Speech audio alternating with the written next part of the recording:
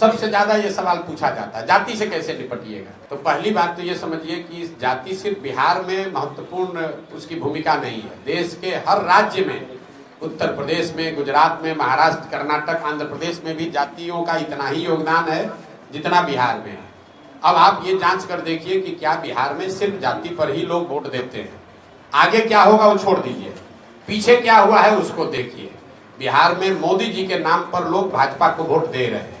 तो मोदी जी के जाति के कितने लोग बिहार में रहते हैं आप बता दीजिए।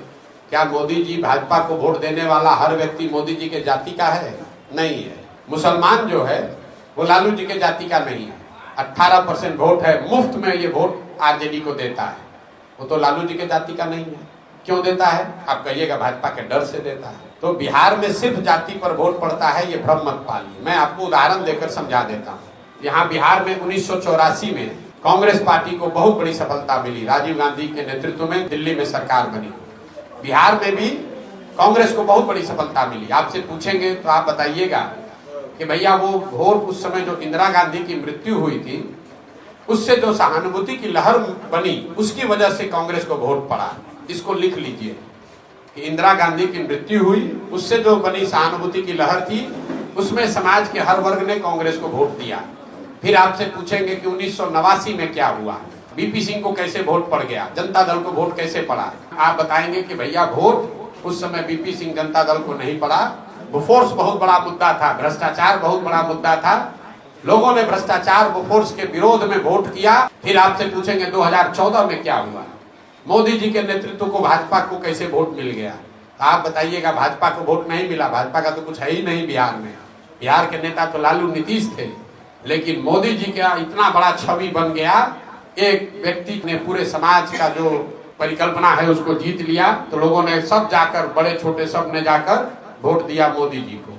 फिर पूछेंगे 2019 में क्या हुआ, आप बताइएगा भैया बहुत कांटे का लड़ाई था, लेकिन जो पुलवामा हुआ ना उसके बाद से सब लोग जाकर पुलवामा के नाम पर भाजपा को ही वोट दे दिया। ये चार चीज क्या बताती है? 84 एक घटना है, किसी बड़े व्यक्ति की मृत्यु और मृत्यु से उपजी हुई सहानुभूति की लहर। 1989 एक विषय है भ्रष्टाचार बोफोर्स और उससे बनी हुई लहर। 2014 एक व्यक्ति है मोदी और मोदी के द्वारा बनी हुई लहर।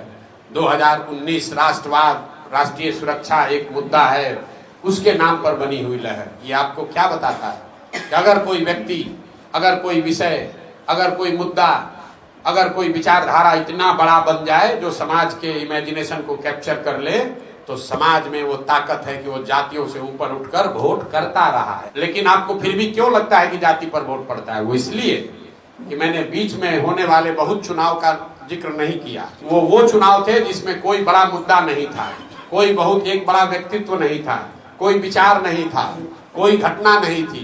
वैसी स्थिति में लड़ने वाले दोनों साइड के लोग एक ही जैसे जब दिखते हैं तो समाज कहता है दोनों तो एक ही जैसा है, चलो अपने जाति वाले को दे देते हैं। तो ये आप पर, हम पर है। अगर हम बेहतर विचार, बेहतर विकल्प प्रस्तुत करेंगे तो समाज जातियों से ऊपर उठकर वोट करता रहा है और आगे भी करेगा। हम एक आपको और अंतिम उदाहरण देकर खत्म करेंगे। बिहार में एनडीए, नीतीश और भाजपा ने मिलकर चुनाव लड़ा था 2010 में। सामने से लालू जी, रामविलास और कांग्रेस तीनों एक साथ थे। और उस समय भाजपा में मोदी जी इतना बड़ा नाम नहीं थे, तब अमित शाह की बात नहीं थी, तब योगी नहीं थे। लेकिन उसी एनडीए को बिहार में 206 सीट मिला था। वही एनडीए जब चुनाव लड़ा 2020 में, तो इस बार नीतीश के साथ साथ मोदी भी थे, अमित शाह भी थे, सारी व्यवस्था भी थी, और सामने से लालू जी नहीं थे, तेजस्वी यादव थे। कांग्रेस भी कमजोर हुई थी और रामविलास पासवान जी का दल भी उस गठबंधन में नहीं था। इसके बावजूद एनडीए को 125 सीट लाने में दम निकल गया। क्या हुआ? एनडीए को वोट देने वाली सारी जातियां बिहार छोड़कर चली गई? नहीं, ये इसलिए हुआ कि 2005 से लेकर 2010 में बिहार के हर वर्ग को ये लगा था कि काम यहाँ हो रहा है। तो जाति भी थी और काम का प्रभाव भी था कि उनको 206 सीट मिला। लेकिन उसी समीकरण से जब आप चुनाव लड़ने आए 2020 में, तो लोगों को लगा था कि आदमी ने काम नहीं किया है, तो सारा समीकरण धरा का धरा रह गया और 125 सीट आने में दम निकल गया। समाज को इतना बेवकूफ मत समझिए। 80% मुखिया पिछले चुनाव में अपना अपना चुनाव हारा है। तो जो मुखिया था सिटिंग, क्या उसके जाति के लोग पंचायत छोड़कर चले गए? क्या उनके पास पैसा कम था? लेकिन अगर उन्होंने काम नहीं किया तो उसको जनता ने हराया। 90% वार्ड सदस्य चुनाव अपना हारे। ये विधायकी में इसलिए नहीं हो रहा है कि लोगों के पास विकल्प नहीं था। जैसे ही विकल्प बनेगा तो लोग इनको झाड़ू मारकर बाहर निकालेंगे और आप देखिएगा 2025 में क्या होता है।